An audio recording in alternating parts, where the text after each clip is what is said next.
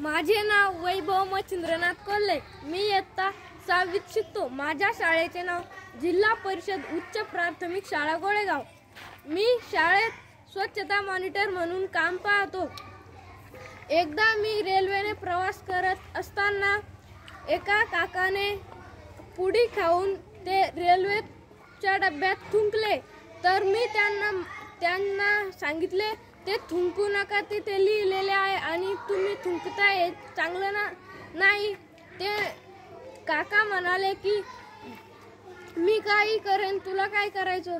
मी म्हणालो त्यांना की आता तुम्ही थुंकून जासान आणि कोणीतरी तिथे बसायला येईलच ना, किंवा तुम्ही कोणी थुंकले की तुम्ही बसायला येतानच ना, तेव्हा तुम्हाला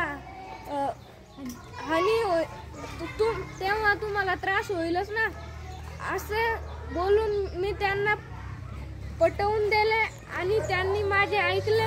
लेट्स चेंज, लेट्स गो।